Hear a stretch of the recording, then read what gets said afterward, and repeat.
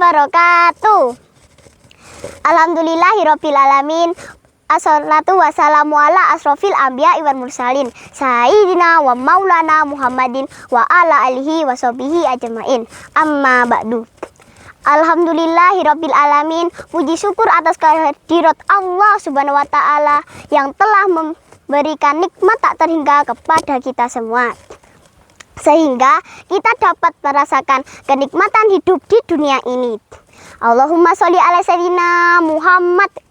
Sholawat dan salam senantiasa tercurahkan pada Nabi Muhammad Shallallahu Alaihi Wasallam yang telah menuntun kita dengan ajaran agama Islam.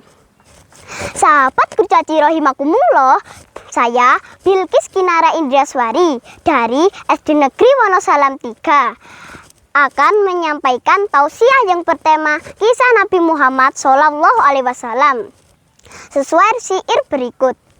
Abdullah nama ayahnya, Aminah ibundanya, Abdul Muthalib kakeknya, Abu Thalib pamannya, Khadijah istri setia, Fatimah putri tercinta, semua bernasab mulia dari Quraisy ternama. Inilah kisah sang Rasul yang penuh suka duka, yang penuh suka duka, yang penuh suka duka. Nabi Muhammad Shallallahu Alaihi Wasallam lahir di kota Mekah hari Senin 12 Rabiul Awal tahun 571 Masehi, kira-kira 1450 tahun yang lalu. Rasul lahir dari ibu yang bernama Aminah dan ayahnya Abdullah. Tahun ini juga disebut sebagai tahun gajah, yakni ketika pasukan gajah di bawah pimpinan Raja Abraha Habasyah tengah menyerang Ka'bah. Allah Subhanahu wa taala pun menghentikan aksi mereka dengan segala kebesarannya. Burung ababil pun datang menjatuhkan batu-batu untuk mendatangkan wabah penyakit. Kisah kelahiran Nabi Muhammad Shallallahu Alaihi Wasallam ada di dalam surat Al-Fil yang memiliki arti tahun gajah. Rasulullah lahir di masa ini dibesarkan sebagai anak yatim. Abdullah meninggal saat Aminah mengandung Nabi Muhammad Shallallahu Alaihi Wasallam yang saat itu masih berusia 2 bulan. Dikisahkan dari buku Sirah Nabawiyah Ibnu Hisham karya Ibnu Hisham.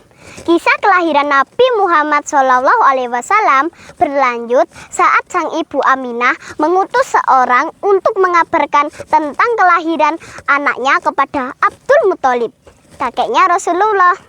Abdul Muthalib sangat senang atas kelahiran Nabi Muhammad. Sejarawan menyebut Abdul Muthalib membawa bayi Nabi Muhammad Shallallahu Alaihi Wasallam ke Ka'bah. Hal ini dilakukannya untuk berdoa sekaligus sebagai ungkapan rasa syukur kepada Allah atas kelahiran Nabi Muhammad Shallallahu Alaihi Wasallam. Kakek Rasulullah Shallallahu Alaihi Wasallam kemudian menyerahkan bayi Nabi Muhammad Shallallahu Alaihi Wasallam kepada salah seorang ibu susuan dari Bani Sa'ad bin Bakar. Ibu susuannya bernama Halimah binti Abi Su'aib. Namun rombongan Halimah menolak tawaran tersebut. Mereka beralasan bahwa Muhammad saat itu adalah anak seorang yatim.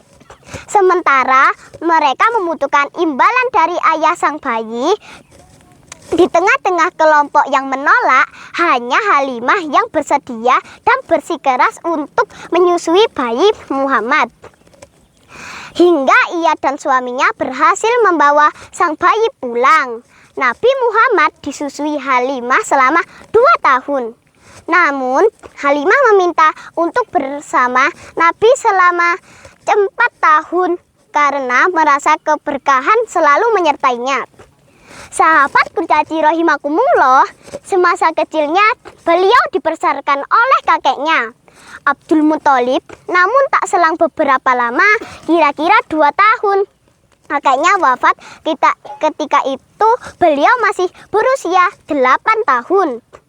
Setelah kepergian sang kakek, beliau dirawat oleh pamannya yang bernama Abu Thalib.